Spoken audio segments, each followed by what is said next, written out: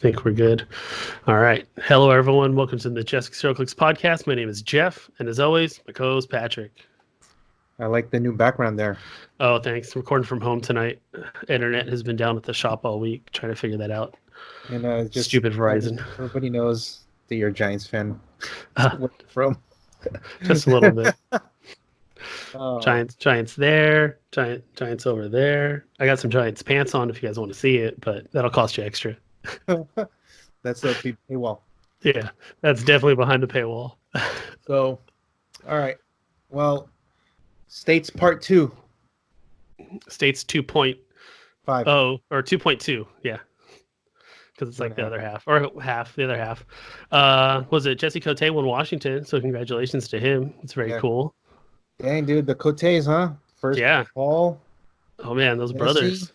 Look at that. Well, Jesse's been winning WKOs for a while, so he's already got a reputation. His brother's catching up. Yeah, it's Paul just like kind of like newer onto the scene or what? I think he's been playing, but no, he started in Avengers, Black Panther, Infinity, I think. Oh, okay. Yeah. Nice. Yeah. So coming up quick. So we were talking about what the attendance is. Yeah, I haven't seen the numbers. Some of them, I mean, I told you some of them last week. Were like 20s, right? Like there was some of them that were in the 20s. Like a couple of, I mean, the Michigan one for sure was going to be a big one. Yeah, Michigan always draws player big. base. I think there were two. I want to say there were two places that had 20 or more. All the rest of them have been like 14 to 18 to 17. Some of them are like 8, 12. Okay. I mean, there's a big spread. It's a big spread, but it seems to be in the teens. Okay. Yeah. So I don't know what that means because I want to know what the. Do you know what were the numbers for the previous, the one in the summer?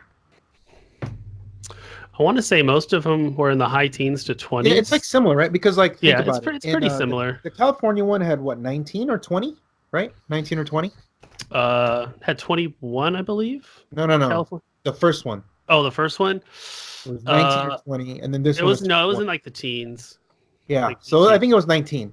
Yeah. And then this one was 21. So it's about on par. Yeah, and then you said up there in Washington they had to cut to top 2. Yeah, that's what Jesse said. Which probably means it's like, to me, it would be less than 8 players. 8 players. He was 3-0 when they cut the top 2. Yes. Okay, then for sure it's got to be 8 players. Yeah. 8, maybe 9. I don't know. I think definitely different because it's Pauper. However, I think they missed an opportunity to make it modern, just straight modern, because WWE and X-Men were legal. Yeah. And Star Trek. So those are the 3 sets that came out that would have injected more modern with some new life. Yeah, we would have. Yes. Yeah, exactly. Definitely. We'd see all kinds of cool teams, like kind of like all those teams that we've seen in the Nationals from like Australia and exactly. Like Italy or whatever, right? So, shout out to Australian. Did you see the Australians? Did you see when they one of them commented on our video? I think I saw that he commented thanking us for mentioning him. Yeah, so thank you guys for thanking us. It's cool. I'm glad they listen. And of course, like anytime we can kind of spotlight any other parts of the world. Yeah, that do competitive clicks like this. It's nice. It's just that we don't get any information because there's just no coverage. It's just so bad. Just like no coverage, But yeah. Well, good thing at least good thing for us because we're doing the series and we have coverage all the time. Yeah, like we asked them to send back the results and like to see what people are playing. Like we want to hear.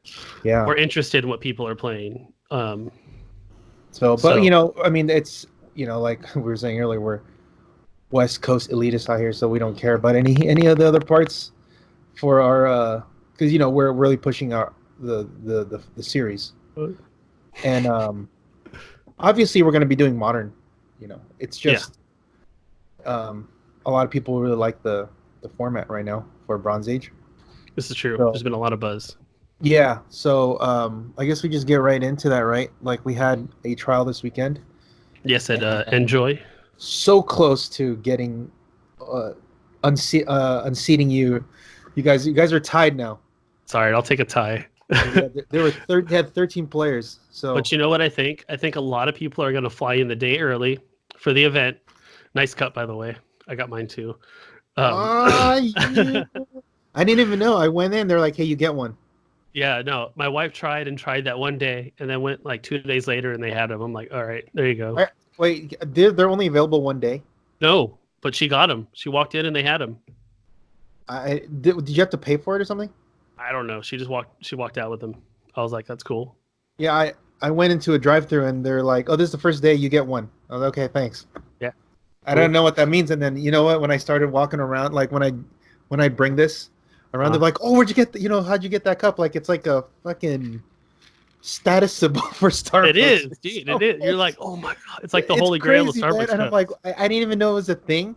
I mean, cool. I get 10 cents off, and then I actually get like because like I usually get grande size, and this is like way bigger than a grande size, and they fill it up more. Nice. And you get 10 cents off, so whatever.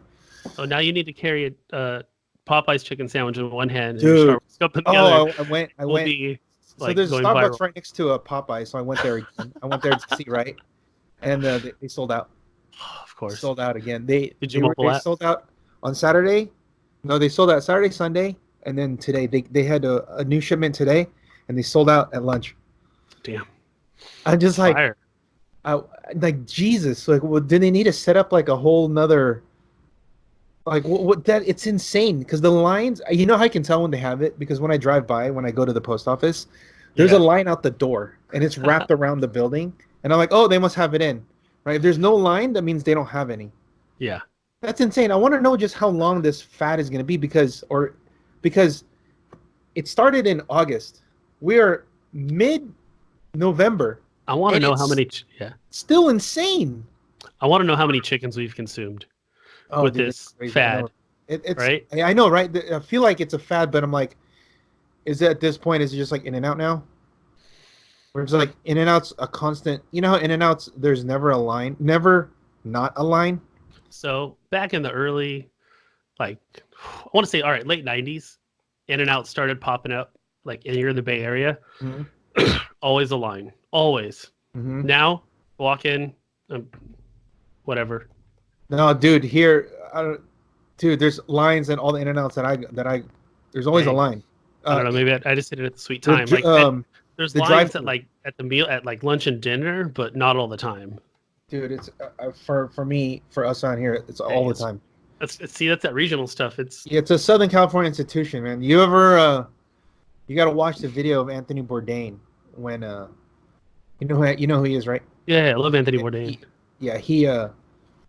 He did there was one of his shows, the episodes, right? And they're like the question was, what's the best burger you've ever had? Or where's the best burger ever? And he's there eating, right? He's like but he's just like slowly talking and he pulls it out of the bag and it's an In-N-Out burger. Oh, yes. And he's sitting outside on like just like on the like the outside tables and like by a wall and he explains everything about it and then just like wow. He just said the best burger ever. And this is a food connoisseur that goes everywhere all around. And he said In-N-Out was the best burger ever. Oh, that's crazy, right? I'll go look for that episode.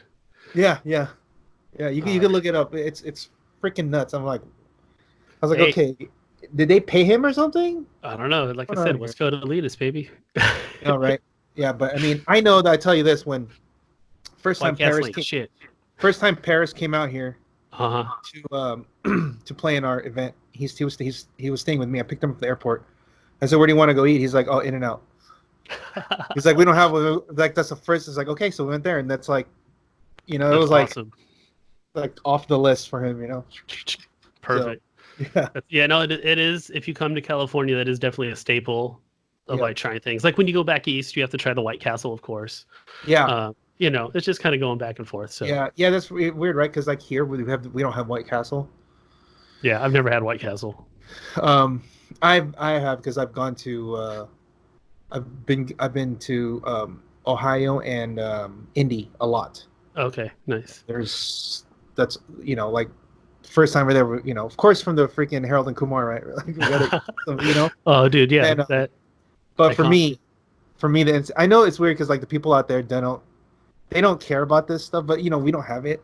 So Yeah. for me, like two places that I always when I go anywhere that has it, Waffle House and Steak and Shake.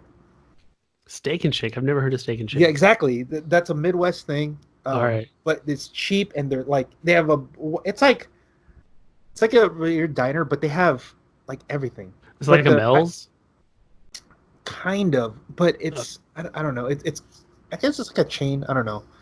Yeah, it is a chain, but I just remember first time going because it's a 24-hour, Yeah. and it's right next to the Indianapolis Convention Center. Okay, nice. So of course, when you go after the hall closes or whatever, you're gaming until like 10 o'clock, 11 o'clock. Where you're gonna go eat. First place it's open. Yeah. And it's walking distance from the convention center. Oh yeah, no, they're raking in that late night bucks. I mean, you go a little bit farther down, and you could go to like other places, but that's like the spot. There's always full when it's like during convention season. But I liked eating there. Yeah, those are the two spots for me. I remember when we went to those three years that we had the Rock Cup in Atlanta. In 2015, 16, and 17. I just remember when across the bridge was a Waffle House. Okay, I've heard about Waffle House. Hey, we're gonna go eat. I'm like, I don't care, but we're gonna go to Waffle House at least one time. So we went every time. Like we would always go. And I remember one time I think we went 2 nights in a row just because. Remember at the Rock Cup, it's 24-hour gaming. Mm-hmm. And when you're like at the midnight tournament, and then people want to go get some food, there's nothing open around there. Yeah, so you go to Waffle House, right? So I like the cheesy eggs too. Those are like my favorite things from there. But anyway, I like the cheesy part. I'm not a big egg fan. Oh, really? Yeah, no, it's weird. People tell me this all the time. Eggs. Like, you don't like eggs? I'm like, not really. No. You don't like life? Yeah, that's pretty much it. Yeah, it's that's like one of my favorite foods. But yeah. All right, so enough of that tangent here. Let's go with the so we have 13 people at Enjoy. Yep. So I'll take the tie. Yeah, so you have the 13 players, and they have 13 players. Richard didn't go. He would have been 14. No. See, I was hoping he would play the Lex team, and that we could see how the matchup goes down. You know what I feel like? He's like, look, I'm gonna wait until the 1K, and then I'm gonna unleash hell on Steve. Because they have like a little, kind of like a little thing going back and forth. They got a little rivalry going on, like simmering, and then Richard he thinks about it all the time. Like, okay, I think he just doesn't want to show it right away. Like, I'm not gonna show my hand. No, that's smart. So, that's smart. I'm not going to show you everything. It's going to be, I'm going to load manage tonight, so I can't play. And then and Steve and Tony show up and play, and then next time Richard will come, and then Steve has to go to a wedding in New York. Okay, so Richard, you know what I mean? Yeah. So it's going to come to a head, and because they both won, so they're both going to be here, obviously. What if they're paired up in round 2? You know what? We're gonna change that. We're gonna actually change that. I'm gonna make sure they don't. I'm gonna make sure because I remember in round 2 they all played each other. Yeah. Because nobody cleared. So yeah, exactly. So what we're gonna do is in round 2, I'm gonna just put them with the next highest guy. Okay. So they don't just like play each other right away. Because the point of getting the buy is that you can like avoid those until later on. So if you play them in round 3, okay, fine. Fine. It happens. But yeah, and you're right. Like, barely anybody wiped. Yeah, no, because I don't think anybody wiped because those 4 played each other. And a lot of people that do come here from, a lot of the Arizona guys are like point denial guys. Exactly. So they're not going to be. There's like 2 Blue Panther teams. The Shredder's kind of a point denial, and then that Cap Lockjaw team's a point denial. So that's a lot, right? So of course, when there's 6 of them in a field of 35, 6 of them already playing these like I don't give you any points teams. Yeah. So, yeah. But okay, let's. I mean, you know, Chase wanted to come on. It was just like too late. Like he didn't. I should have asked him last time. I was so stupid because we were talking about the event, and I'm like, dude, you should just come and talk about it because apparently the judge didn't show up until like round 3. What? The TO didn't show up, and then the guy who was running the store was their judge. He's like running this stuff. Yeah. But he didn't know the rules all the way. So luckily everyone there was pretty cool, and they all just like kind of deferred to each other. Like, you know, like, okay, well, between Chase, Tony, Steve, and like Jason Levine, Yeah. they're all judges at some point, some form or another. Yeah. So they all know the rules well enough. Yeah, they all judge by committee. They just said that they just made it where this is pretty smart, that you can't ask so there's 4 of them that know the rules, right? Yeah. But if any of them are playing in the game that the guy's asking question, that person is excluded from the ruling. Okay, that's fair. So if I'm playing Steve and I have a question, I don't ask Steve. I ask someone else who's not in the game. Yeah, you asked a outside party. Yeah. So it worked out pretty well. They had to the only thing that they had to really go over was like the beginning of game triggers with like in regards to Lydia. Yeah. They didn't really understand that part, and this is something I think a lot of people need to know. Because now how it is now is when the winner, player 1, usually is going to be the person who gets the map, chooses the order of operations for beginning of game, right? Yeah. We've gone over this a few times, but I think people still don't know this. And actually, you know, I was able to get away with it in Arizona a couple of rounds because they weren't familiar with how it goes. So how it goes is like this. You have 2 beginning of game triggers, and I have 2 beginning of game triggers. Yes. I go first. We pick the map, put the figures, put the objects, special terrain, whatever, blah blah. Resources, No, wrong. So not the power battery yet. No, because that's all beginning of game. See, this is you also got a little hiccup here too. Yep. So good questions. If you look on the list, it tells you on the very last time it says resolve beginning of game triggers. And in Number there, 5. Yeah, right. So you do everything. If you look at the power battery, it says the beginning of the game, put your power battery on, or it's at the beginning of the game, you put your ring, you put your whatever. You put that stuff. It's either you put the power battery on or you put the constructs and the ring on at the beginning of the game. It's one of those 2. Yeah. Once that goes on, that's the beginning of the game. Some of them say when you reveal your force. Some, like, for example, utility belts, when you reveal your force, you can outfit it with whatever items you want. Utilities, yeah. Yeah, you can but that's when you reveal your force, meaning you show your team, then you put it on. That's before you roll dice for your map. Okay, yes. That's reveal your force. And then there's beginning of game, and then there's, like, Phoenix Force says, like, I think it says beginning of the game, or it says before you place your characters on the map, or there's another step on there, and then that's when you put all your Phoenix Force stuff. Okay. Lydia prior to the beginning of the game. Right. I don't know if it says, but it's on there. You should like bring these up when you. Are you for some reason I can't see you on here. Oh, what do you see? It's blank. Oh, that's awkward.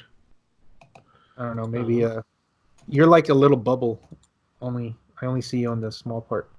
But anyway, or you should probably share the. Can you share the realms units? All right, let's see. Because maybe. So let's like right now it's blank. I don't see you. Oh, you can't see it. Like I can only see the little icon on the right.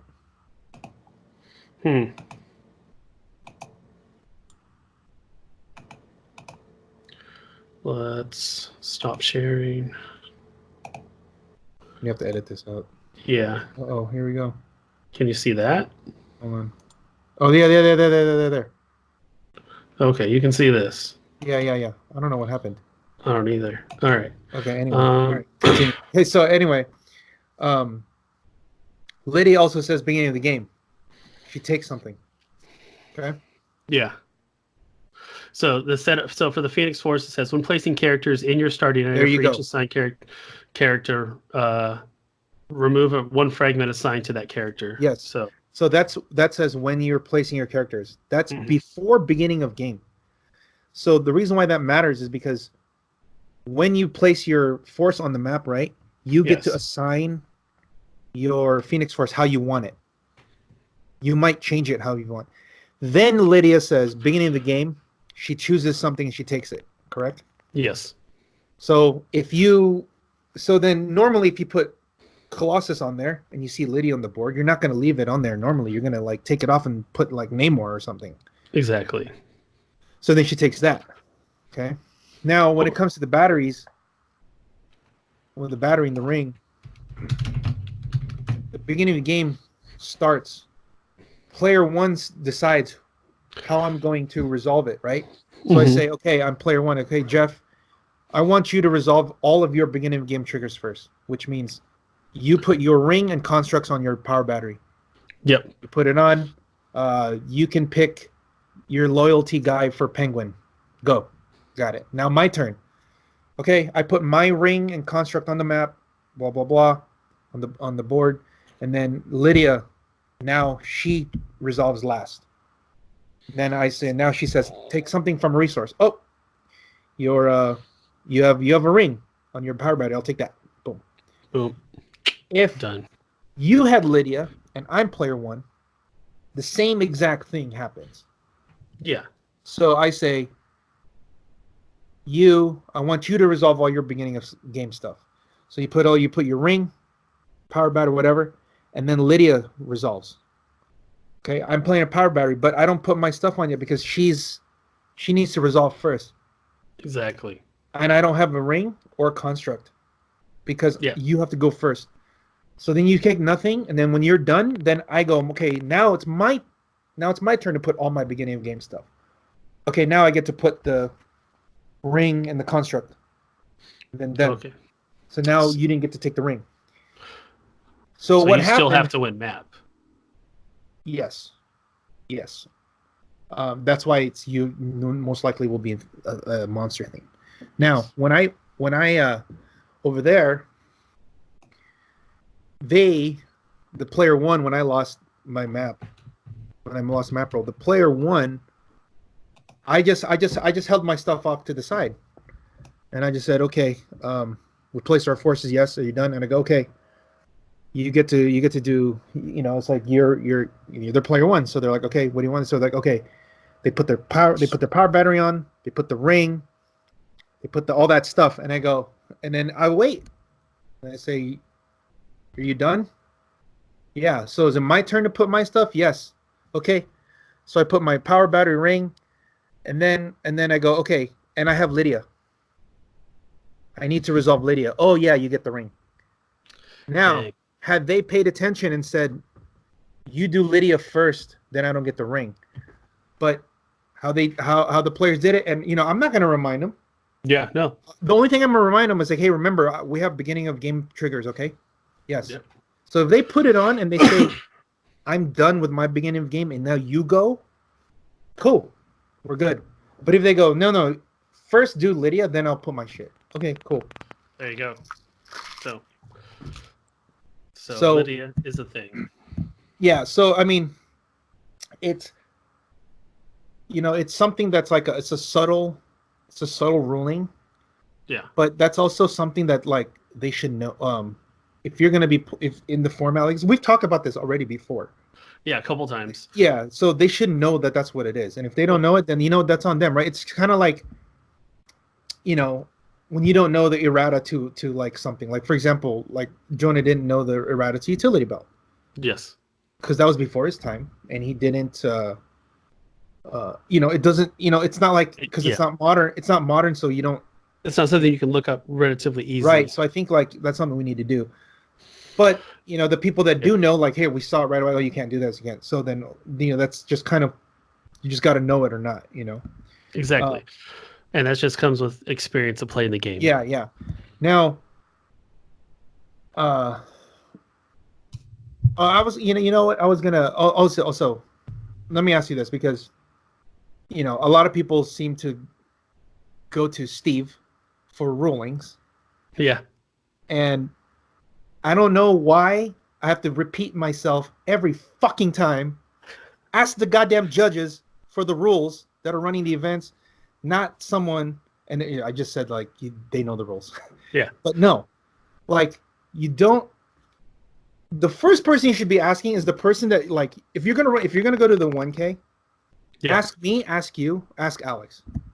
Yeah. Don't ask a player. Or we will ask Alex. They could give you the wrong information. Yeah, whether it's intentional or not. Yeah. 2 more instances that came up. Okay, 2 more instances. And, I'm going to give Steve a little bit of shit for this, because I already did. Because, I'm like, for someone who likes to know these things, you don't know your shit. And, if I don't know, I always ask, right? Yes. Number 1, let me ask you this. Are you allowed to put a heavy object on hindering terrain or water terrain? Yes, you're allowed to put any object on non-blocking terrain. For some reason, he thinks no. I don't know why. And then so he goes, I think that used to be an old rule, didn't it? He goes, that's how it used to be. And I'm like, yes, it used to be that. What's your point? Like post Mighty Thor, I believe. When someone says that's what it used to pre-Mighty Thor. Look, when someone says that's what it used to be, you have already, like, you've basically invalidated yourself, because something that used to be, well, we used to also own people back then. That doesn't mean that's what we do now, right? So when you say shit like that, it's like, what the hell are you saying? No. How about you give me something that's updated? Yeah. You know what I mean? Like, because if there's a misinterpretation of something, fine. But if you're gonna quote and cite something that used to be, well, then that's not it doesn't it's like irrelevant almost, right? Yeah, I understand they're coming from, but it doesn't make sense, because that's not how it is now. Time to the really good click. Okay. Number two. All right. And this one, he kind of gave Chase a little bit of shit for this. Okay. And I was like, I was telling Chase, don't feel bad. Okay. Read Lydia one more time. Any particular power? The taking the resource, taking the growing darkness. Whatever. All right. At the beginning of the game, for all friendly characters with this trait, you may remove 1 attached game element from an opponent's resource, and if it is a relic, assign it to a character with this trait. A game element from a resource, right? Yes. Okay. Yeah. Any game element. So, like, if it's the round table, you can take the ID card. Take the ID, right? Okay. Cool. And then at the beginning of your turn, roll 2d6 for all friendly characters. Well, that part, whatever, blah blah. Okay. But, yeah. Okay, that part. So, I'm Chase. I have Lydia. Yes. Steve has Quinjet. Okay. Mm-hmm. Can I take something from the Quinjet? No. Why not? Because it's only the resource, the 5-point resource. So you're not paying for IDs or anything. You're not paying for anything extra. It's just the resource to click the dial, right? So listen to this. He told Chase, you should have taken my resource dial. That's not a thing. Okay. It's hyphened. No, it's not hyphened. No, it's one word. I don't understand how you take the resource dial. Okay, so check this out. That was his reasoning. Big widget, yeah. So this I was like, Steve, if you're listening, just take the L. When you dig yourself, when you double down, you dig yourself a deeper hole. So I didn't let this go, and I was like, you need to. I said, answer this, then we can go, and he couldn't answer. So, but he just dug deeper. So he goes. What he told him was, you should have taken the part that you can take up the dial. Right? I said, but that's not a thing. Okay. It's not a relic. I said, there's no attachment. He goes, He says, well, the dial is the attachment, or is the game element that he's taken off. I said, okay, so by your reasoning, if you're playing the gauntlet, can I take your dial instead of your gems? Yeah, exactly. And I said, or also Pandora's by that, box. can I take the dial from the utility belt instead of the Suit of Sorrows? If you're playing book, can I take the dial instead of the hammers? If you're playing Phoenix Force, can I take the dial instead of the Phoenix Force fragments? This is true. That's and then possible. I was like, this is where you just say, yeah, I was wrong. Sorry. instead of like let me dig a deeper hole. I'm like, okay. And then so he goes, oh, whatever, doesn't matter, I still won. I'm like, yeah, that's beside the point. Yeah. See, remember, you're like, give me the crown. Do you remember we talked about how people don't know how to argue? Yes. So they changed the argument. He completely changed his argument because he didn't want to admit he was wrong. Right? So he goes, hey, well, I still won. So I'm like, I still won, therefore I'm still right. Yeah, it's like, I'm wrong about these other things, but I won the event, won, so it didn't matter, right? Like, okay, well, that's not what we're talking about here. We're talking about that. Either way, you can't. So anyone listening, you can't Lydia the fucking Quinjet resource. Quinjet. I even asked him. Unless you bring scissors and cut it off physically. So I asked him this. I said, okay, let's not even talk about those. Can you take anything from the Supreme Intelligence? He said no. Yeah, nothing's attached. Exactly. So it's like, so then what the hell? Then you just said no to this. So why is this a yes? Yeah, right? It's not lining up. I mean, I understand his point of. I understand his thinking of like the rolling aspect of like real boying the guy. Like he wanted to take that part out. Yeah. Like he was like, you could take the part where you real boy in, right? Mm-hmm. And like I understand that idea, but it's not a tangible thing that she can take.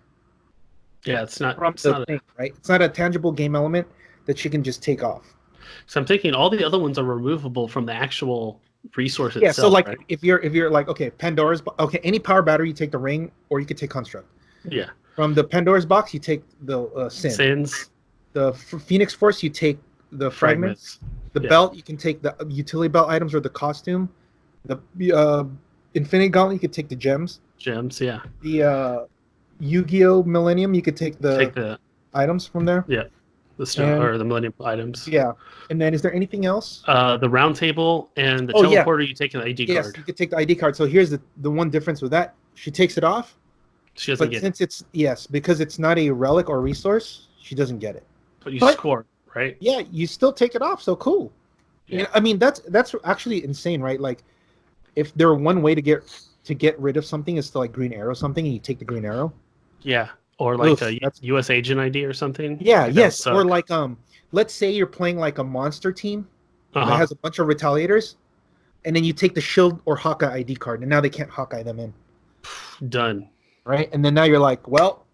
Cool, I'm safe. So that's kind of that's cool, But yeah, I mean, you look, Steve wins everything, so I was just giving him some shit. But we could talk about his win. Yeah, and again, happy birthday, sir. Oh yeah, happy birthday, yeah. So, talking about Steve's win, he was rocking the Quinjet again with a +4 Avengers team with a big boy Quinjet and its 5-point resource. 80-point Star Fox, 40-point Jarvis, 15-point Eric Masterson, and 20 points of IDs. And I believe 3 of those are for free due to Jarvis. So someone's looking at it like, oh, wait a minute, that doesn't make any sense. Yeah. And they're all 5-point IDs. Yeah, they're all 5 points. You know why? I mean, because really, the 3-point ones just aren't that strong if you look at the power level that he needs for these guys, right? Exactly. Like he's getting so much more from these guys than he would from any of the 3-point ones. Cyclops is cool, but when you have a green arrow. Yeah, exactly. Yeah. Or and then, like Nick the Fury. Shield level 7 as Hawkeye or Nick Fury. Like, why do you need Cyclops? Because he could break something cool, but no. Yeah, that's why you have the. Does he? Yeah, he has the Hulk, the TMNT Hulk that runs. Yeah, exactly. He runs through the blocking, right? Yep. So he also has. So the one difference, if you look at this Quinjet, his Quinjet team. So he always win. He wins with this almost all the time. I think he's won every time he's played this. Yeah. Because he's +4 and he's got a lot of perplex and he's got all the things amount of perplex. Yeah. So the one difference here is he has Storm instead of Black Canary. Black Canary is the Pulse Waver, but Storm is just a better Pulse Waver, number 1. Yeah. Because she's doing 4 damage and she knocks them back. So she's actually doing about 5, 6 if they knock off something, but it's at least 5 damage if they knock into something. And then with he has like 3 perplexes on his team. Mm-hmm. He can pump that to a 6 or 7 quite easily. And you do that, you're killing something really big. Also, he plays the Prime Storm as a back. Yes, I see that. That's kind of cool. Yeah, he's got the space on the sideline for it. Yeah, so. Like he's been working on this team for a while. I mean, this is his ID suite now that he's had for a while now. Mm-hmm. That Thor is amazing. Yeah, the 105 point run shot pulse wave, 7 range. Yes. Oh my god. Yeah, I remember when Alan first started using them at the Fresno event. That Steve won with this is I think his first one with it. So yeah. I mean, it's 105 points, right? So great number. See, is that you? What is that? I hear something. Oh, it's a train. Oh, yeah. He's an 11 for 4, mm-hmm. and it's running shot, and his range I think is 7. No, it's like 9. He's got a 5 movement. No. His range. Oh, range is 7. Yeah. So he can. It's a pretty hefty. That's a pretty strong pulse wave. And yeah, he gets out of range of yourself, and then he's able to single target. Yep. And he has the Hulk, the Mighty Thor Hulk, randomly can be good against Colossals, against multiple Colossals, right? The Quake. Because like his thing is when he goes through them, he hits everyone that he goes through that's a Colossal or Giant. There you go. And then obviously he's the main guy to kill Nighthawk. Yes, because he has the Battle Fury. Yeah, his Battle Fury. You give him an object, and he's one-shotting Nighthawk. Yeah, because you can use ultra heavies in this format. So yeah. And so that means like even if Nighthawk has invulnerability from say the Phoenix Force. He's doing, with an ultra heavy, he's doing 7 damage, which means he does 5 and he goes right through Nighthawk. And he has Battle Fury, so no shape change. And he has a Star Fox to perplex attack to 13. Yeah. Jarvis to perplex. So he's like a 14 for 7. Jeez, that's gross. And then it's gonna hit. Yeah. And Nick, Hawkeye, and Green Arrow are your ranged threats for anything that you need. Wolverine, he usually plays as a real boy. Yes. Because it's really quick. He's only 50 points. He's got flurry, and he can get in there real quick. And Giant Girl that's the new addition since the Infinity came out. Yeah, because he can real boy or in first turn. And then reset it usually goes up to like 3 or 4 maybe. Yeah, on average. And then he's already got some better he's already halfway to where he needs to be. Yeah, which means if he calls anyone in, he can already real boy in like the next he can already real boy Wolverine right away after. So like if he calls in Nick Fury, then Wolverine's real boying on top of that. And so there's a real girl, Giant Girl, Wolverine real, and then like Nick Fury or Green Arrow just like follow it up. That's a triple hit combo, man. That's gross. That's how he's winning a lot of his games. However, it is tough against Shredders because they can get to the real boys real fast. And exactly. Boom. Poof. It just takes one. And most of them, I don't think any of them are rocking Invincible, are they? No, not the real boys. Not where they're gonna. Yeah, I mean, if you think about it, the Quinjet kind of has invincible because it reduces penetrating. So that's actually that's actually slightly better because you can't outwit that. Yeah, no, like the shredder dance or the shredder shuffle doesn't hurt the Quinjet No. until it loses its reducer, but there's enough attacking the team can do to. I don't know, man. I think it's tough because they also have high defenses, right? So like the shredders, it's gonna be hard for them to attack. Yeah, if you keep them close and use the name or the even decide to use the high 21 defense, it's hard to get through. Get through who with the Namor fragment if you want to. No, the Quinjet can murder. They can like get through that easy. They have. Oh, there's a lot of perplexes. They have 4 perplexes. So he's gonna. Who's piloting the Quinjet? No, right? I was thinking about the shredders attacking the Quinjet. Good luck trying to hit that 21. Yeah. Because what's going to happen is they're going to run up there. The defense is going to go to 21 and then go. Can't do anything. Yeah. Because for the most part, if they're doing it right, I mean, I don't know how Steve plays it, but I would put Star Fox in the jet because he's the weak spot. Yeah. Because he's the one that can die to the shredders really fast. Because then you only get then it goes down to a single perplex, and then Eric Masterson. No, you're gonna get you still have 3 perplexes because the Quinjet will take Star Fox to perplex. Yeah, so that's 1. Jarvis has perplex. Masterson is 3. And then, Eric Masterson has the stipulation it has to be over certain points, right? Yeah, the Quinjet's 145 points. Okay, there you go. Yeah. Yeah, it has to be 75 points or more. Yes. So Masterson's going to be perplexing the Quinjet.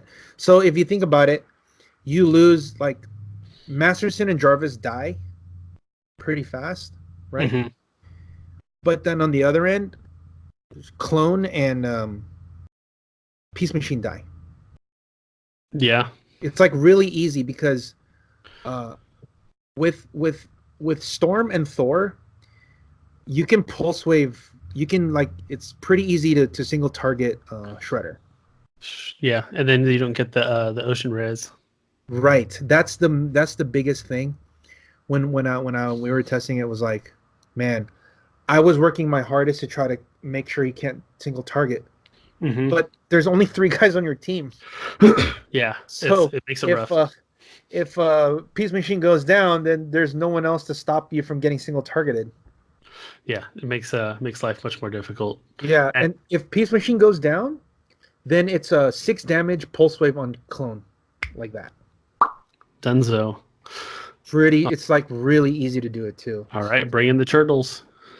Yeah, so I mean, let's go look at the second place team. Yep. So Matthew Harry playing the Blue Panther at 250 points with a Mudman, Mirror, and 22 points of Blue Power Battery, which is the ring, sniper rifle, and a wall. He has his is slightly different than.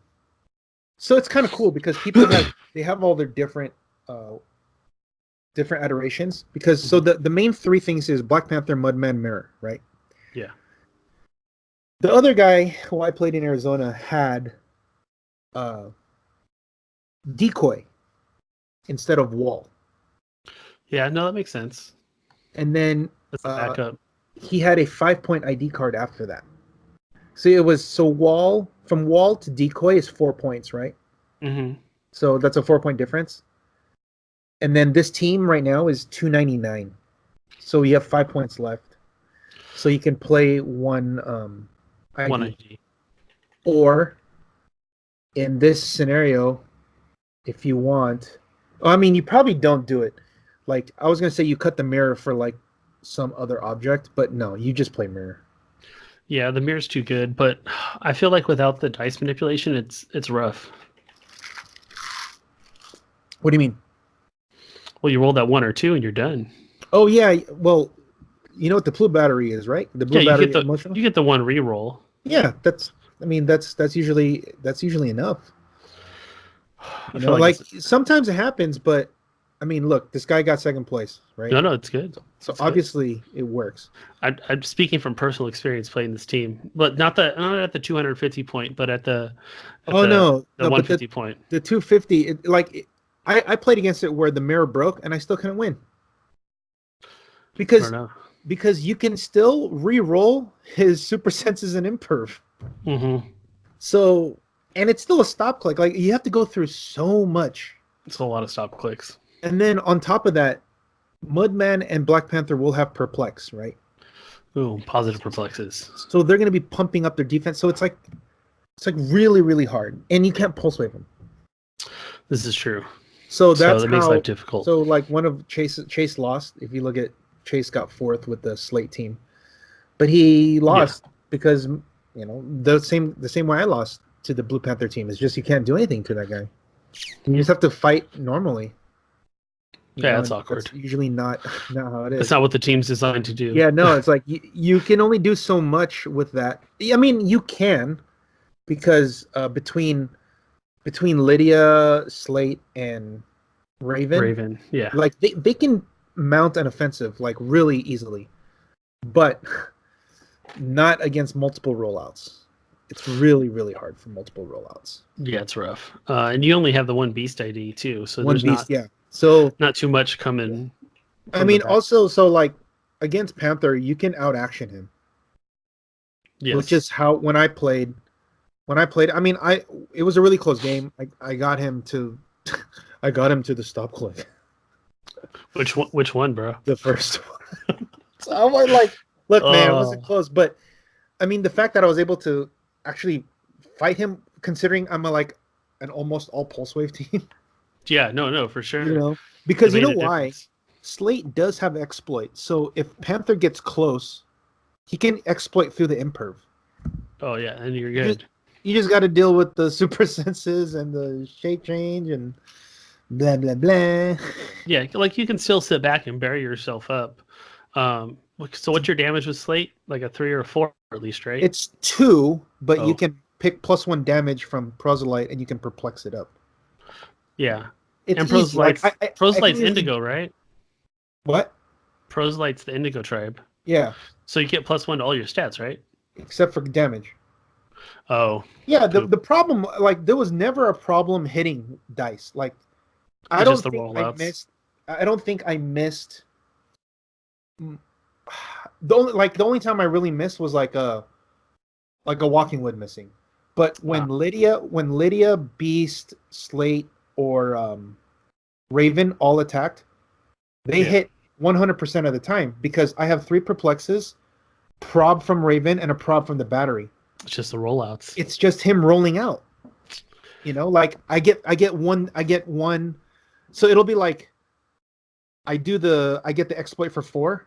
Yeah. And he rolls the super senses. Okay, cool. Now I hit with Lydia for 3. Okay, I hit you, but Impervious. You only take 1. Yeah. But you only take 1. So I was like, I wish it was the other way. Yeah. Where Lydia misses from you rolling out, and then I hit with Slate. Because that would make a dent. Yeah, because then I'm doing 4 straight through. But that's the team is there. That's what it's there for, right? To just roll out. And then this so David Kobik. Cosmic. Look at this modern team. I see Kobik. I'm like, hey, what's up, Kobik? Welcome to our format, dude. Black Panther Kobik. That's something new, right? Yeah, no, it's cool. I like it. I've never seen both of them together, even in modern, right? Yeah, I'm trying to. So Kobik just goes and locks you down, and then Panther kills you. So Mir goes on Panther, Chamber ID. They're not even playing a resource. No, dude, this is balls to the wall. Let's go. Yeah, that's nuts, huh? Yeah, that's crazy. So, what is it? So dude, he got 3rd though. That's impressive. So he lost to Steve in top 4. It looks like. Yes, he lost to Steve in top 4. That makes Whew. Yeah. That's impressive, huh? Considering he has 1 ID card. So Kobik and Black Panther are your ID batteries, and you have 1 ID. I'm like, you're not even calling anyone in. I'm just trying to. Yeah. Why do you have a suited henchman? Yeah. I don't understand. You got me. Yeah, you're right. You are right. You could play the Matt bonus or another ID or the wrestling ring or another ID or another ID. You're right. Another ID. The wrestling ring, boxing ring, anything. Interesting. Yeah, it just threw me off there. Sorry. Dude, the fact that this guy got all the way up there, that with a modern team, that's that's awesome. So good for you. That's really good. That's cool. I hope to see you in December. Yeah, that's awesome. Hopefully they come by. And obviously, Chase, I literally, Alyssa took the team from the store and brought it over there. That's awesome. Everything, it was still in the container, and I just said, "Oh, here, just take it." There you go. So, yeah, he did. It's funny because he's like, "Oh, I lost to the Panther." I was like, "Yeah." If somebody plays that, you can't win. And he goes, "It's a rough matchup." And he goes, "But I played against Goblin King." That must have been. He's like, it was exactly like your game. Couldn't do anything. It was just like on the video. He died really fast. He goes, you know what's even worse was I crit hit into the wall with the pulse. So Goblin King took like 4 or 5. That is rough. Oh man! Wow. Well, I guess that's game. If you're gonna take 4 or 5 damage off of that pulse wave initial shot, yeah, that's hurting. Yeah. What are you gonna do? Sorry, guys. Sorry, Mr. Yellow Goblin King. I know. You can eat dirt. But that's cool though. That your favorite team. Hey, you know what I want to see? It is lazy team building. I'm sorry. Hey, who wins? Goblin King or Panther? Goblin King, right? Wait, so 250 back Panther? Yeah. The second place team against full Gobby. I think Goblin King takes it. You know why he takes it? Because he's gonna kill Mudman and then run. Yeah. And he's gonna wait till the last second and kill Mudman. Or no, it's hard. You can't wait until the last minute. You have to. It's going to take like a bunch of attacks on him, right? Because he has those 2 tokens. And you have to go through super senses and shape change. Yeah. Well, it just depends on what you pick. Precision Strike, Battle Fury. Yeah, but then that means you're going to be really close. Yeah, leave yourself open. No. You're going to be shooting from far, and then hopefully he just dies because you don't want to go through against Black Panther. No way. And Black Panther is also going to have a hard time fighting Goblin King because he's going to get -2. Yeah, jeez. Can you believe that? 250 points and you're -2 because you're less than 275. And then just say that he picks combat reflexes and like invincible, right? Exactly. And he has the ESD from the Tony Stark car, so. He's getting +2. You're getting -2. That's at least a 4 difference, even with the blue battery. No. He's not going to play. You can't play the Stark car. Oh, there's the not Stark car is 10 points, and you have to play minimum 16 points on the battery. I see. So it's only 15. No, if anything, you're going to play Asgardian Shield if you're going to play that. Much better choice. Yes. Yeah. So. But yeah, so we actually did top 4 this time because it was 13 players. That's pretty good. I think the next one, the mission library down there. Yeah. The Tucson and then the Brave New World. They're both on the same day. I think the mission library is going to get a lot of players. I feel like they're going to get over 10. Dude, that'll be cool. And Arizona always has unique like atmosphere for meta. I know that they said that Justin was telling me that they're going to get obviously their crews coming up there from Phoenix, right? So that's at least 4 guys, maybe 5. Mm-hmm. And then the local guys from Tucson. Nice. So, because this is part of a little mini convention. Yeah, it says it's at a library. Yeah. So they're doing a convention there. Brave New World, I think they'll get a lot too because I think Tony and Steve are going to, Richard's going to go, Chase and all them, like they're all going to be there. And hopefully Rob's going to be there because that's closer to him. Yeah. And then, so 2 going to go. Nice. What about Shane, David? I don't know. Like, yeah, I wouldn't count on them going anymore. Come on, Clixo. What's up? Yeah. Calling you out. He signs up on everything. He doesn't show up. He's got work. He's got family. Yeah. Don't sign up. Okay, but you're right. He will. What's that? Said you are right. Yeah, exactly. You're right. He will be at our event on the 7th. Awesome. So that's all that matters. If you can show up on that day, because to me that's like the day. That is the day I want you to show That is up. the day that only. That's like the day that matters over all of them, right? This is true.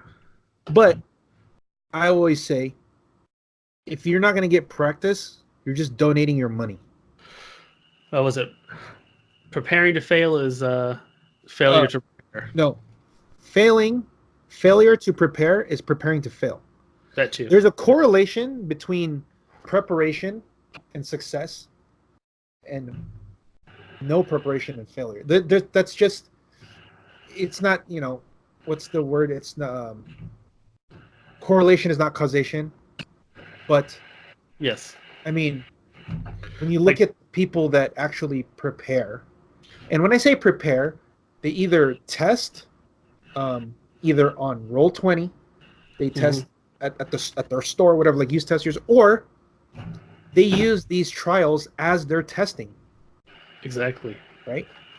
So even if you don't get to play, like let's say there's only you don't have anybody to test with, but you're able to play in 3 trials. That's invaluable experience and knowledge of how your team works and how the metagame is shaping up, and what you're going to expect to see, and you're going to see how teams play. If you don't do it and you go strictly off of theory, theory only gets you so far. You actually need to put it onto paper. You need to you need real world applications. Like I'm saying, practice beats theory every time. Theory can play practice to a draw, but it'll never beat practice. Your theory is either going to match what you practice, but it'll never beat it. This is true. Yeah, that's just how it is. But practice beats theory almost every time. Because in theory, your team works this way, but in practice, it might work a different way. And now you're wrong because practice is right and theory was wrong. Like, let me give you an example with that. The Emerald Empress team. Yeah. Okay. I had this elaborate setup for how it was supposed to work, and then I actually put it on the table and I played against somebody. And I'm like, holy crap! I don't have enough. Number one was like my actions were not. I didn't have enough actions. It's troublesome. Number two, the way that it was the way I played it, and the way that it works, you need to roll that 3, 4, 5, 6, which is not the time, right? So then, did you decide to go with the relic? I tried, it didn't work. It rough, right? So like when you get it, it's awesome, but when you don't get it, it sucks. Yeah, you hit that 1 or 2, and you're like, or 3. No, the other one was, my probber was kind of in the back half, right?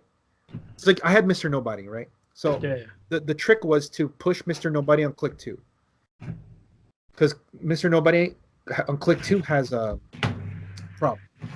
Oh, very nice. Well, here's the problem. Emerald Empress is running clear across the map and attacking people.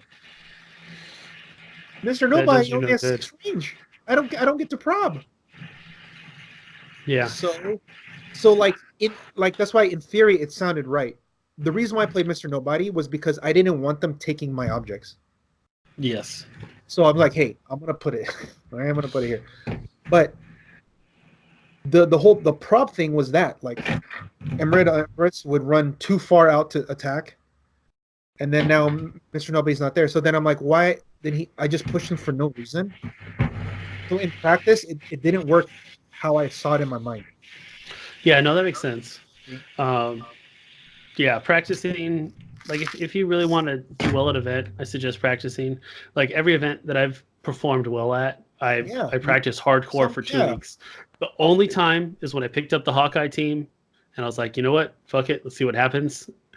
But you know what, that though? team But here's the difference. had been proven. That team had already been proven to win. That's what I'm saying. There's a difference, though, because you've seen it in action over and over and over again. Exactly.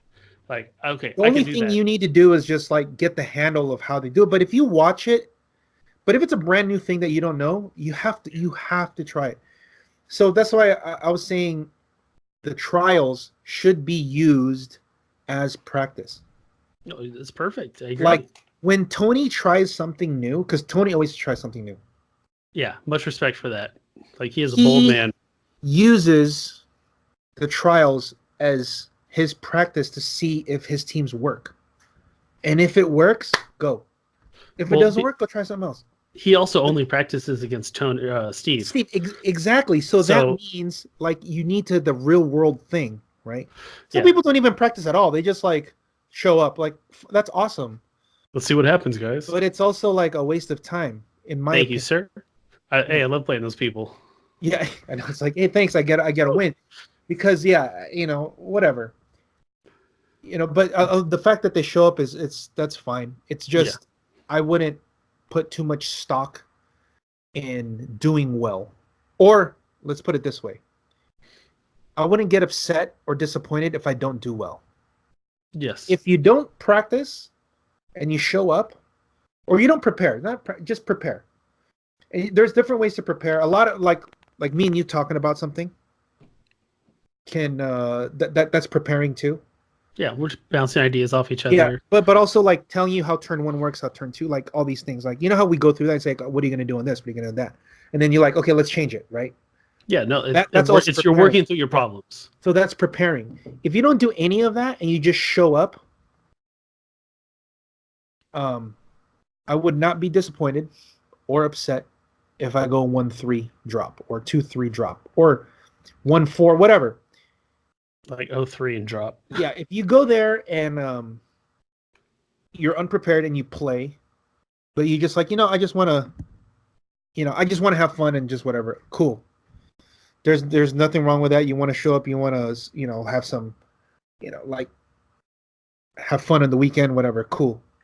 But if you're going to do it like you're going to try to win something,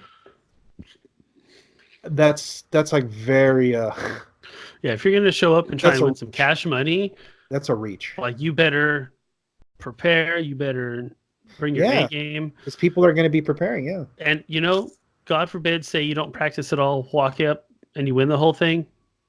Good for you. You know what? That's probably not going to happen. That's not going to happen. And that's very... at the end of the day. That's also... Like, something like that happens is a...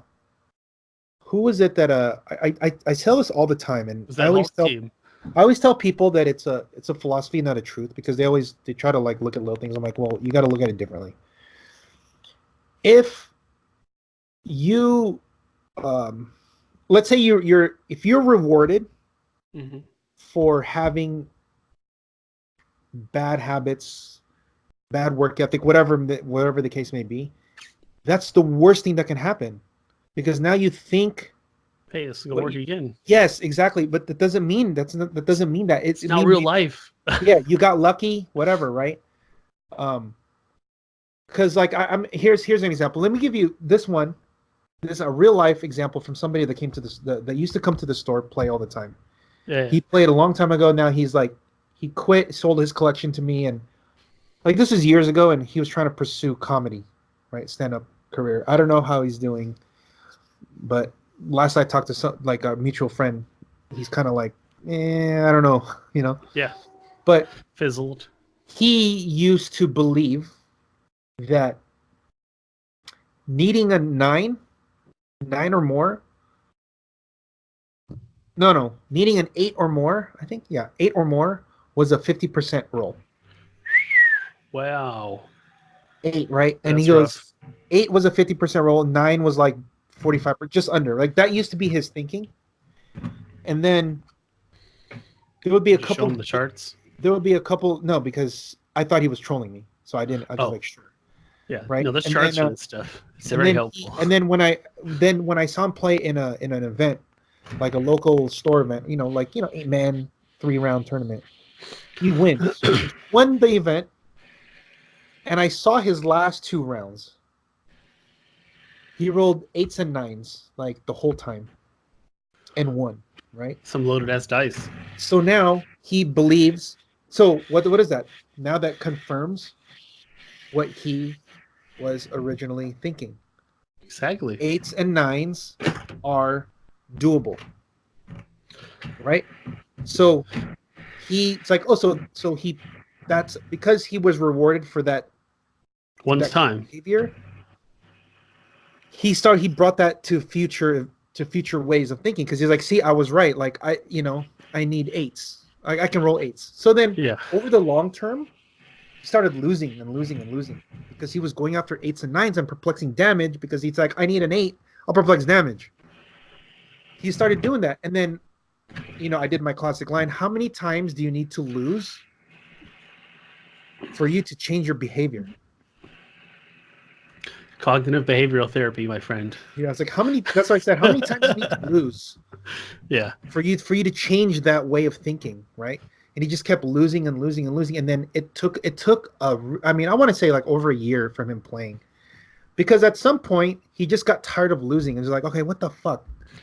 What am I doing wrong? And I'm like, something you've been doing wrong since day one is thinking that 8 and 9 is a 50%, that you can roll that.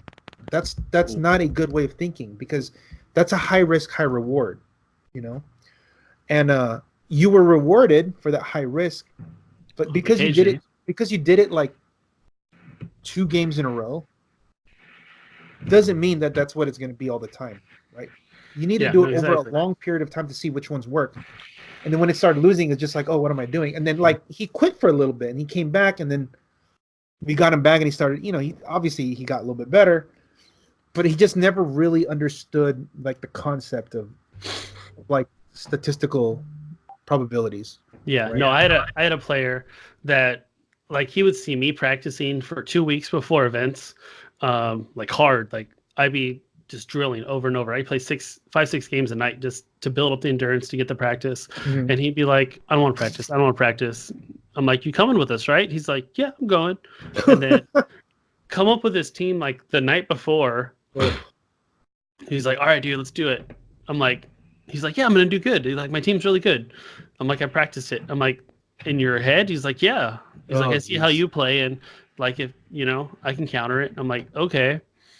And either he A, washes out, mm-hmm. or B, gets to the finals and I destroy him. Yeah. So there's a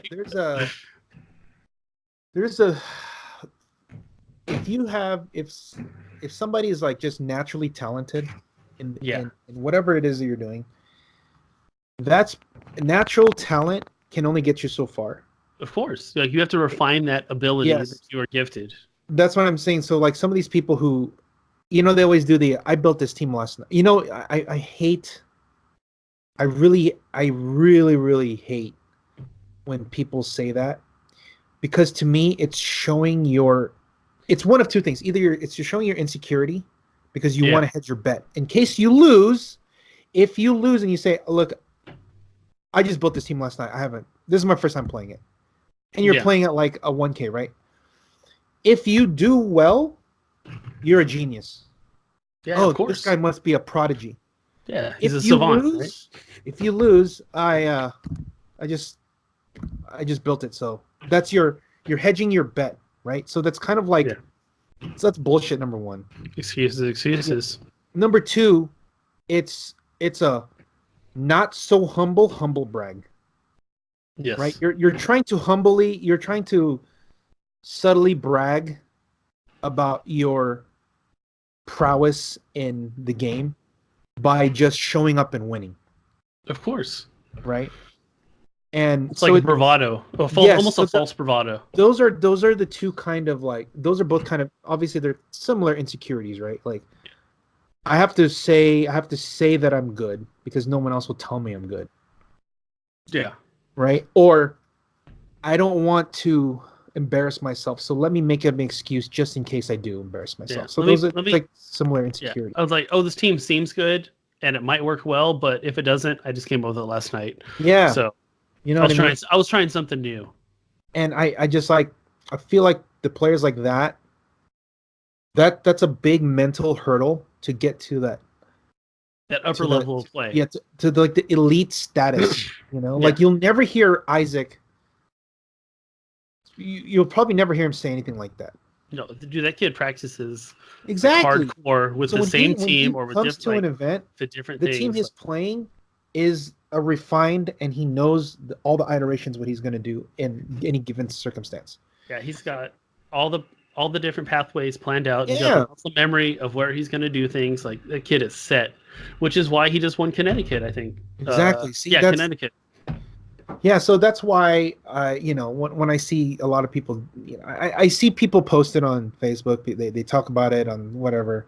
I hear it too when you go to events. Yeah. No, of course. Yeah, obviously when you come to our, dude, I can't imagine how many people, when they're here showing up for our 1K and they're telling me that story. Oh, I just came up with this last night and I wasn't going to show up, but I showed up today. And then I finished top I finished top 16. That's great, right? Yeah. And I'm like, so I always go, imagine if you actually prepared. Practiced. Yeah. And prepared. Well, top 16 would have been top 8, would have been top 4. Maybe you win. You know what I mean? Yeah. But some people, that's just whatever. That's just who they are.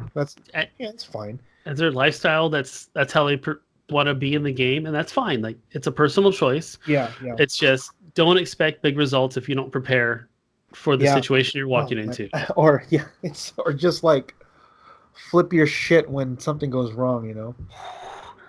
Man. So I've always heard big stories of people flipping tables over clicks. I have personally never experienced it or have done that. I don't know. But I've heard I've literally heard stories of people flip like you remember Nat, flip right? a table or just getting mad? No, like flipping tables. Like Nat used to get fucking pissed. Like Nat has anger. Would flip a table? Yes. Are you serious? Yes, like in my venue prior to me arriving, people would flip tables. Like no joke. What? I was like, wow, that's not cool. Like Chris allow this? He was the one doing the flipping. I was like, he might have been the one flipping it. I don't know. I feel like he's not though. He's totally not that kind of guy. I don't know. He has a lot of emotions and passion. Did I tell you he ordered a couple yes, because I didn't have it. I told him to go to you. Oh, okay. That's it. But wait, so then but people don't get mad because their shit like falls and breaks? Just saying. Did you witness it or is it something? No, this is prior to me being there. Okay. But so that means you didn't see it? No, of course. I wasn't there yet. Then they could be embellishing. Maybe they just went like this. Maybe they go like this. But how do you embellish a table actually flipping over and people storming out? It's a good story. I get. All right. Call my friends liars. That's fine. Imagine somebody like, okay, here's my beta ray bill, and then someone flips the table. You're going over this ledge. You know that, right? You mean like someone's master mold getting broken because they can't keep their girlfriend in check? Someone can't keep their girlfriend. So one of my current guys had his master mold broken by someone's girlfriend because for some emotional reason, and he was never compensated for said master mold. Jesus. Yeah. It's a wild fucking west out here, man. I had to fucking step up and regulate this shit. What are you guys doing over there, man? No, we don't do that shit no more. I don't allow that shit. Fucking regulators. The stories are from your store that this is happening. Prior to me being there, yes. Oh, this is prior. I thought you said somebody. The master was. Oh no, not when I was there. This is like before I was on scene. Jesus. Yeah. Like I can't. Yeah, but that's what I mean. Like I can't.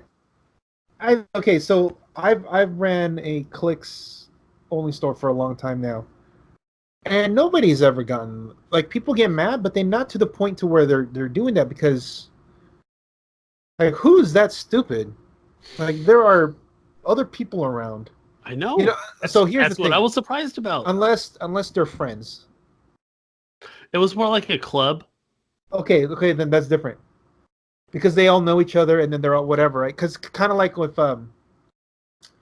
like back in the day, like I would play with when we would test for Worlds in 2014, it would be Chris Flores, Justin, me, Kevin. Like we go to our apartment and we test, and then like if we get frustrated, we like grab a figure and like throw it on the floor or whatever, right? But like, but that's because we know each other. So but we never do that in like a tournament setting with other people. Like, no way. That's what I mean. So I know. If it's that, then okay, but like that, I feel like the flipping is a little I much. felt that way too. I had someone. All right, so one time, my last story for the night, it was like a pre-release, and someone pulled the chase that they hella wanted, right? And they started to walk out the store. It's like, I'm done for the night, and I'm like, where the fuck do you think you're going? They're like, I'm done. I paid for my booster. I'm like, no, you paid for an entry to the table. It's a battle royale. Yeah, it was a battle royale. Oh, I'm like, you don't get your pricing until the end. And he's like, well, I opened this up. I'm like, well, you take that shit. You're banned from the store. I'm going to tell all the other stores in the area that you're not allowed in. And they're like, oh, really? I'm like, yeah. And he sat his ass back down. Who is it? I'm not going to say names. Oh, come on. You're in good terms now. Kaufman.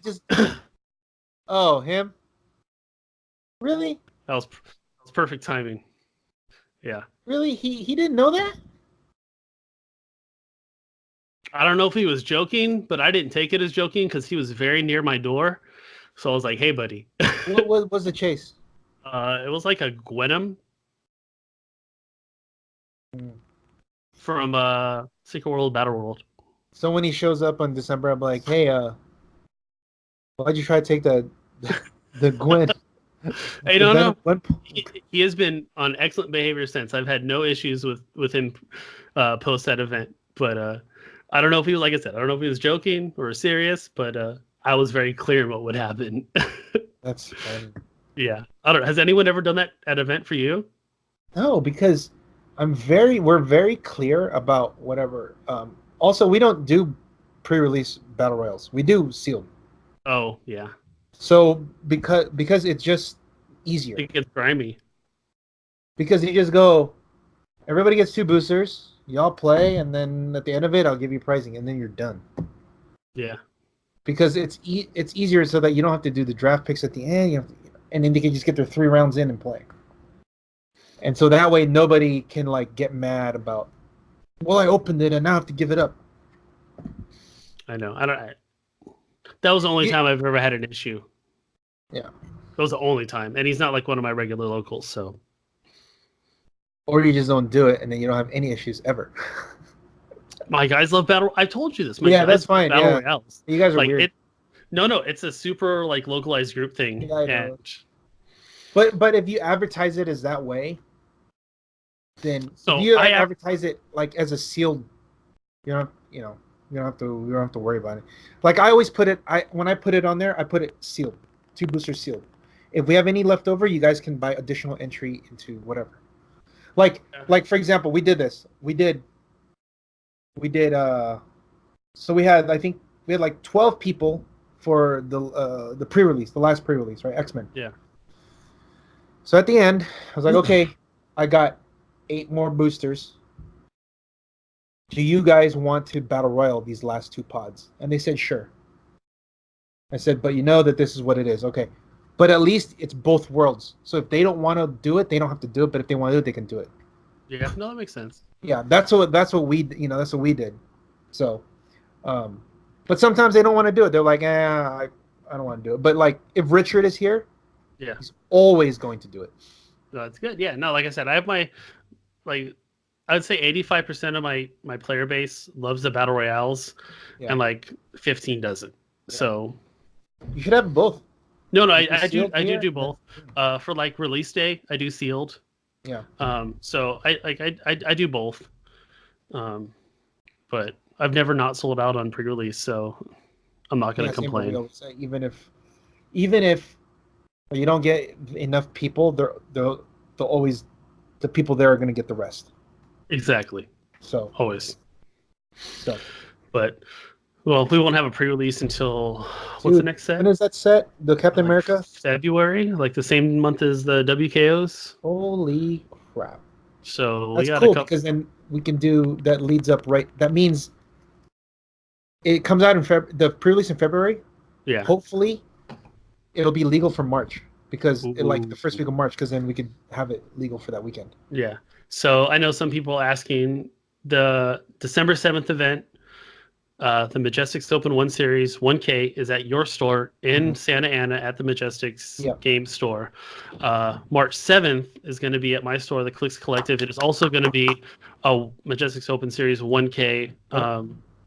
That's going to be not the a trial. first one that's going to start our whole like the rankings and points. We're going to do all that.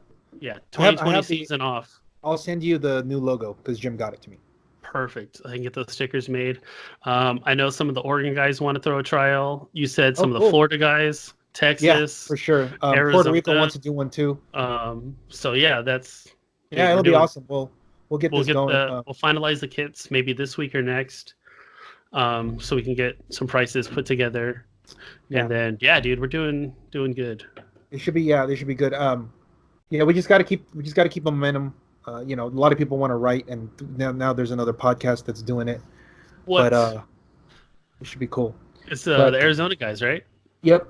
Nice. So next week, I expect to be invited on as a guest. Yeah. So this week, out there's 2 trials. Yes, at Mission Library in Tucson, California, and no, Tucson, Arizona. Tucson, Arizona. Sorry, Tucson, Arizona. Mission Library, Tucson, Arizona, and Brave New World at Newhall, California. Check them out. Sign up. Go play. It's a lot of fun, guys. Yeah, and now we've seen yet another team, Quinjet, this time. Yeah, so I wonder how the Quinjet goes up against Jakeem.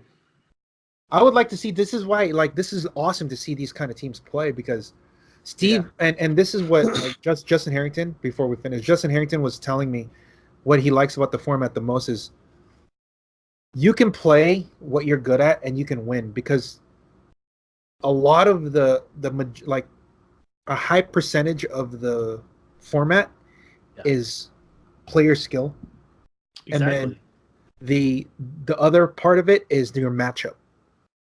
So you could be playing for example, a completely full on mind control team. Yeah. And you go up against Nighthawk Prime. And you're like, what do I do? But if you can have a different plan to go up against a Nighthawk team, you can still win that. But the matchup is not in your favor, so you're already behind the 8 ball. Just kind of like the Slate versus Panther team. I think it's still winnable. You just got to there has to be a little bit of luck involved because, if they roll out too many times, you just can't. Also, you just run out of time. But it's not like it's not an unwinnable matchup. That's what I'm trying to say. Oh, of course. Yeah. Yeah. So there's always a chance, but you have to be skilled enough to gain that chance. And because the format is good enough and wide enough to have answers for any situation, you just got to build it right. Yeah. Because I don't know if that's true in Modern because it's such a limited pool that there isn't that many ways to deal with certain kind of ways unless you're playing that same team. Yeah, between the figures, the inspirations from IDs, there's so many counters to things to give you openings in this format that if you have enough skill, you can do well. Here's an example. We can talk about this more next time, but Chase was telling me, you can look at Phantom Girl to handcuff the Quinjet. Can't do shit. Not only the Quinjet's handcuff, but now they don't get the resource. So. Yeah, we'll look more into that next week. Yeah. All right. Well, it's getting. I know we started a little bit later. Yeah. We'll have Chase will be on next week. Oh yeah. And we'll hopefully by then I'll have the lists for the next 2 events. Next 2 events. So yeah. I think what else? I think that's it. And then obviously. Oh, next week we got to talk about the hidden gems. We didn't talk about that tonight. Yeah, we ran out of time, so it'll be more stuff to cover next week. Yeah, so it should be cool. Yeah. There's he went on to 10th anniversary. Yes, we talk about that. I started peeking some of that. I'm like, oh, I remember playing that. I remember playing that. So exactly. So, all right. Well, if if you have anything else to add. Nah, man, I don't know. It's kind of comfortable recording from home. I might do this again. But all right, well, I guess until next time, guys. When in doubt, perplex the attack. Don't forget to practice rolling your dice, guys. Take it easy. Cali. West Coast.